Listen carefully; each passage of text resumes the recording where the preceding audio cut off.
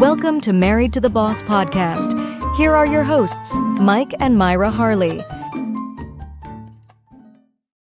Okay, we are all in with AI, and I'm so excited about today's episode because we are going to be talking about leveraging, AI within e-commerce for anyone that has an online store. So I'm excited about that. Me too. We've been doing this for a long time. I love it. Let's rock and roll. Well, that's good because unfortunately we have to.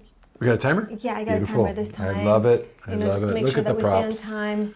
Okay, can we put that where we can see it? How about right here? Okay. What do you want? No, let's put it right here. Let's put it right okay. there. we go. Okay. Oh, that's perfect. That's even better. Here we go. I can see it. All right. Okay, so let's look straight into the camera and say, welcome. Welcome. It's just a big welcome. I love this episode. I don't even know what it's about, but I love it. Okay, I'll tell you what it's about. It's about statistics because I like statistics. And no, I'm joking. It's not really about statistics. I do like statistics because to me, statistics really highlight what consumers want or what they don't want. And if you're like me, you want to know what the consumers want because if you don't, you're going to fail. Anyways, here's one that I found really interesting, and I'm going to share that with you. Okay. And that is that a study by the Live Person, it's the name of the company, Live Person, they found that 83% of consumers said that they would browse or buy products in messaging conversations, which I found that interesting. But anyways, another 77% said that they are more likely to purchase if they could get answers directly over messaging. And I thought, okay, that makes sense. I mean, that's pretty logical. So then I thought, this is an opportunity for businesses out there to increase their revenue by offering some form of communication or instant communication as an option to their customers. And that's because customers want instant gratification. So instant communication is soup of the day, the soup du jour. No, the soup du jour. Don't you agree? I do. Okay. I couldn't agree more. Okay. Oh boy. Word on the street is that more and more businesses. More is good. I mean, a lot of businesses. Yeah. Are adding sales and marketing features to their chat strategies. Why? Yes, because we all like convenience.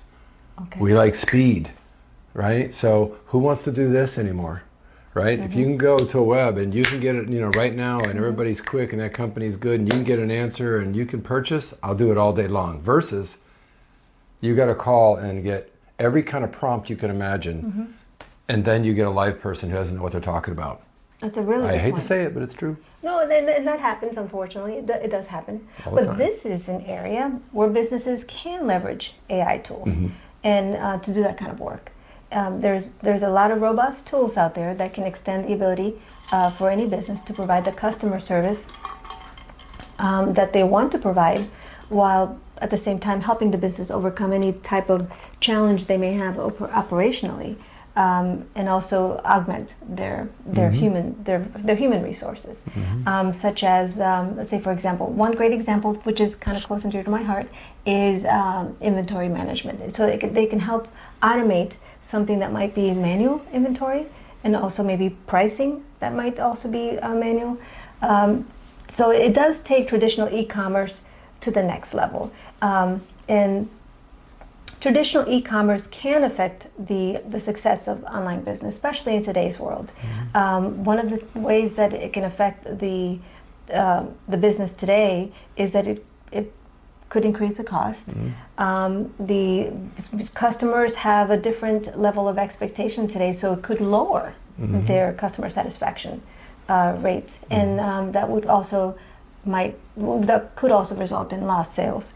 So those are important things to consider in regards to upgrading the way that they're interacting and providing that service to their customers. And there's also differences between the traditional methods versus some of the new ways of getting things done. Would you not agree with that? I would agree, and I mean, and it's very obvious also to the consumer. So we'll just jump right in and discuss some of those differences. So did you want to get us started, or do you want me to? I'll get us going with the traditional. Okay, and then I'll jump on the AI stuff because I love that. And then you jump into that's why she's the boss. E-commerce businesses, we've had a few, and traditionally. e-commerce businesses traditionally handle challenges such as we just said, inventory checks. So we've been doing inventory things for the last, 30 years in the travel industry. So generic marketing campaigns and human customer service using manual or laborious processes. Those are the traditional methods. And I wish I could take you back and just be a fly in the wall of what we were doing, let's say 20, 25, 30 years ago, even longer than that, to see what those traditional methods look like. And you would probably say, if you were thinking about going into business, we're not doing it. They were so traditional and so laborious that it was difficult, really challenging. So let's now move it up. Yeah, very time consuming. In contrast, the AI-driven methods today that you can employ today, like automated inventory management, also personalized marketing, chatbots that can take care of customer service side of things. All of those things can improve efficiency and the accuracy of delivering the service. So absolutely. So it would increase the accuracy of your inventory and your pricing too, because that was also a problem in your pricing updates. And for businesses, the benefits of using AI-powered chatbots, we talked about this on another episode, include convenience, speed. I personally am into speed versus waiting to speak to human agents, which again, it's just hard to say, but most of them are not trained properly. So you finally speak to somebody and they can't give you an answer, and then what? And then the ease or they can't speak the language really well. Or they can't. That's true. Or they can't speak the language. I mean, I'm not picking on. Here we're in the United States, we've said it many times, but sometimes we'll get sent to another country and that person has to get somebody else on the phone to understand what we're saying in English. And it's very, very frustrating. So ease of use is also the third thing I wanted to bring up when it's properly implemented. And I think that's important. I agree. And your customers will like it. I know that they'll like it because I know we like it. Anyway. And if we like it, you'll like it. Yeah. They get used to it. Consumers today they're accustomed to it. They're expecting it. They know that it'll help them get things done on their own rather than waiting around to interact with somebody that either for a long time or once they do get to interact with that person, they don't understand what that person is saying anyways. So consumers are okay doing self-service on things such as looking up their account balance, let's say updating their addresses, booking an appointment. That's actually more common today than it was ever before, and also finding product information for them. So they're expecting it. I know I'm expecting it. Yeah. So there's let's talk a minute about dynamic website content, because I think that's important to talk about.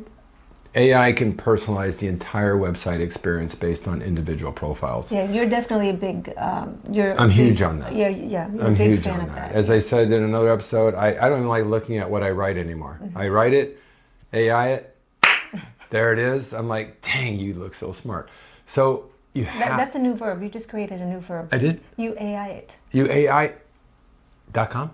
Anyway, so this includes showcasing different product categories, promotions, and content tailored to each visitor's preferences. And that's the second bullet point. Very, very, very important. So, little stat here, 49% of consumers want to shop more often and spend time with retailers that are better at personalization. Now, I teach this to my accounts today. It's all about relationship. I'm going to say this, if I haven't said it before, I'm going to say it real quickly. If you've got a product and it's a great product, great. That's the 20%. The 80% is how you engage with the consumer. Relationship. Whatever you want to call it, personalization, relationship. But if you can't get that across to them, honestly, I don't care how good your product is. Agreed. And that's just my take for what it's worth. No, I totally agree. And that. I mean, this is our podcast. I get to say what I want, right? Of course. That was my opinion. That's right. Because I do it all the time, and relationship is critically important. Okay. I agree. I wouldn't have been married as long as I have been. Gosh, if you disagree, can you imagine what this episode would be like? Go ahead. It'd be a lot of fun. Oh, it would be. Excuse me. I'm back to. Sometimes she just gets off track. Go ahead. I do. Sitting next to her husband, Yes. Come, you stay focused. Okay, I'm sorry. Okay, so stay focused. personalization. You can leverage also some of these tools to personalize, and especially on websites and your e-commerce platform. When you target products, let's say in real time, and you're able to do that too. So you can actually leverage this technology to provide real-time recommendations. You can, of course, the technology that you do leverage will be able to analyze the history of the previous visitors. It'll be able to also analyze the patterns of the customer that might be browsing the website again. It might also take some of the demographic information and perhaps make the appropriate recommendations. For example, we are in Tampa Bay, Florida. It's always warm and sunny. Well, not always, but for the most part. So for me to get recommendations for a snow skiing outfit is not very appropriate. That doesn't happen here. You eliminate those kind of useless recommendations. Anyways, and also water skiing, yes. Yes, definitely. Yes. And also you can also personalize the results for your e-commerce. So beyond doing the simple, back in the day when you would do simple keyword matching in order to find that product, fetch it and show it and present it, leveraging the automation aspect of AI allows you to provide even more, a wider bandwidth of relevant results. One of the examples that I can give top of mind, which everybody has probably used, most of the people who are listening to this podcast have used, is one of the search engines' search components. I'll use Microsoft because I just happen to use Microsoft in my world. Their AI component provides those kinds of personalized search results, and it takes considerations of other previous search results that you have done, or perhaps some of the context that you have searched on. So it also takes the location that you might be sitting, that you might be doing the search, whether you're actually inquiring on something in another area of geographically, or where you might be sitting geographically. It also does a really good job of enhancing the relevance of and the accuracy of the results that it does provide back to you. And what does that do? It does increase the satisfaction of the end user, because the end user feels like they're actually getting what they want out of the in this case, the e-commerce website. So leveraging that can help you do that. Plus, you can also complement the e-commerce component of it, where it provides the personalized results and relevant results and more accurate presentation of the product that might be appropriate. You can also, as I mentioned, well, actually we mentioned in the last episode, you can also complement that with chatbots in order to provide a better level of customer service. And if you are a more product-based e-commerce site, you can also leverage the photos. And you can also use the automated AI component of it to allow customers to search for something using a picture. You know, like for me, glasses are a big thing. I love having different glasses and watches, so I have a big supply of watches. People are visual today. Yes, we are. Yeah. So if I see a watch on TV and I just take a picture of that and I do a search for that, this girl's got 100 watches. I love it. Yes. So the benefits for, let's say, the holiday season. Yeah, that is coming up pretty soon. I'm excited. Very soon. I'm excited. Increase sales. Right? Manage the surge in traffic and sales during the holiday season.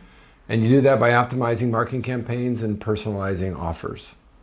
Again, because we've done a lot of this, it's so important to personalize the offer and try to get into the head of the consumer. And then the second is improve customer service. Enhance the customer experience by providing timely responses. I wish I could give a bunch of examples right now, but I'd bore you all to death. And personalized shopping experiences. I'm going to go back. I'm going to give you an example. If you're shopping for a car online, you're just looking for a car, and I go ahead and shotgun it, and I go to 5 companies. The first company that responds back to me, chances are they're going to sell me a car. Yeah, because Did you know that? Chances are they're going to service you better too. Yeah. I don't know what happened to the other 4. They might call me an hour, 2 hours later. I've already built a relationship on the first phone call. So in a previous company and made it in the automotive industry, got to call back within 15 minutes. Because that person, the chances are that person is still being online in that first 15 minutes is really, really strong. Versus an hour later, I'm out getting a Big Mac. Anyway, so you know what I mean. I'm hungry. I'm going to move on, right? Do not remind me about you and your freaking drive-through McDonald's. I won't. Even the kids. I won't. Anyways. You talked about inventory management before. Yes. Why don't you touch on that? That's right. I do. See how it got me. See, we like this subject? episode. We're all jazzed up. Oh, my goodness. The one thing that I like about leveraging AI in your e-commerce is because I've had to work on projects, large projects, managing inventory. And I'm telling you, taking that algorithm to that next level where it's just automatically forecasting some of the trends and what needs to be, the supply and demand, and predicting what those trends are and optimizing those levels of inventory. And it just helps in reducing having too much of a good thing or not enough of the other. So it's to me that's one of the benefits that I love about automating the inventory component of it, leveraging AI. The other thing too that it does also apply is efficiency. It creates efficiency because you gain from the automated inventory tracking, and you also end up with a robust management system that allows you to clear visibility as to exactly what is happening with your inventory. Yep. So let's throw out some real world examples. Okay. Walmart is using AI to enhance their real-time inventory management. Now, when we say inventory management, we've been doing inventory management in the travel industry for many years, so we can relate to some of the things that we're going to throw at you. And this is a lot. So, sit back, get a pen and pencil. No, don't worry about it. We'll give you access to this. Anyways, the first bullet, demand forecasting. Analyzes vast amounts of data, historical sales, seasonal trends, external factors like weather patterns. Weather patterns, believe it or not, that's important when you happen to be, in our case, the travel industry. Helps accurately predict demand and adjust inventory levels accordingly. Well, weather patterns do matter, though. Absolutely, because, they do. They're delivering, it affects their delivery, so it affects their entire... Absolutely, it does. I mean, think about it just, again, logistic. From a travel standpoint. Right. Yes. These guys, when I say these guys, the travel industry, let's say car rental, because we're doing car rental. Car rental is looking at weather patterns because they don't know if you're going to show up or not to get your car. Right. So inventory management is really important. Automated replenishment. Automatically trigger replenishment orders when stock levels fall below a certain threshold. Really important. I mean, again, when you talk inventory control, these are things that have to be watched on a regular basis. Especially if cash flow is king when it comes to owning a business. So it affects cash flow. So Absolutely. You want to make sure that you stay on top of that. Right? Absolutely. Ensures that popular items are always in stock, reducing the risk of stockouts. Nothing like going and trying to buy something and it's not available. That's a whole episode on itself to go to a company like Home Depot and it says in stock and you get there and it's not in stock. Right? At that big company, right? Home Depot, it happens. Real-time tracking, provide real-time visibility into inventory levels across all stores and distribution centers. So, and I leverage that a lot. Another episode we could do just on managing multiple channels and multiple channels with multiple rates and multiple inventories, which was the last piece of software that we built in an industry. So, again, you could do a lot on just this one area that I'm on right now with real-time tracking. And real-time is so important because I've been real-time for the past 25 years. If I can't have real-time data, real-time anything changing, I'm just not a happy person running a company. I got to have real-time stuff. Even as a consumer, though. You're not happy if, like you said, we've been... I have to have it. That they have it and the consumers must have it. But there's also the flip side where you show up and I'm going to give Home Depot some props.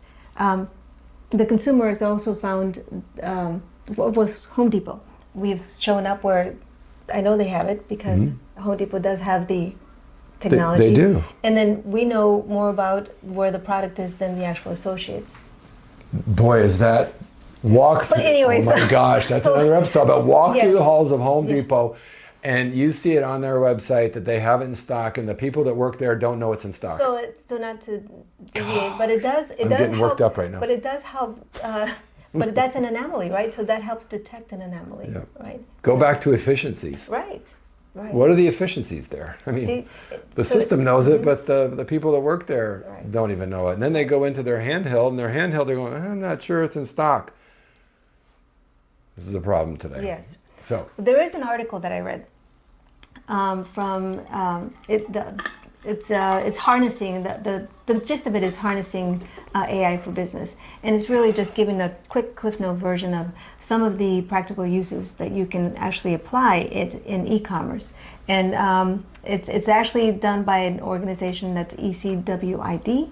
I know that's just the acronym, but it does, the group themselves actually provide resources for small businesses. We're going to go ahead and link to that on the resource, on the show notes. Yeah, because it's a really good read. It's not a long read, but it's it's filled with some really good tips that I think that you're going to appreciate. Just as a background, I need to let you know that they do also, that their product, the primary service is they provide a tool, an online tool for e-commerce. So that's where they're coming from. So they know what works, they know what doesn't work, and they also know what the benefits are of automating their e-commerce using AI. So it's a really good resource. It'll provide some practical uses of AI in e-commerce, especially because they're employing it themselves. And it does cover how some cost-effective AI tools that you might be able to consider if you are in the e-commerce space in your small business. And also cover some other stuff that we covered in the last episode. So here's just a few things. Other examples? AI examples for business. Shopify blog. I mean, artificial intelligence for entrepreneurs. We're entrepreneurs. I think most of the audience that we have here is listening to that are entrepreneurs. There's a comprehensive guide on AI tools for business. Especially, in Shopify, they've been actually around for a long time, powering a lot of e-commerce websites for many years. So they have a... Well, the word shop has been around since I was born, and they added iffy to the shop. Shopify's just joking.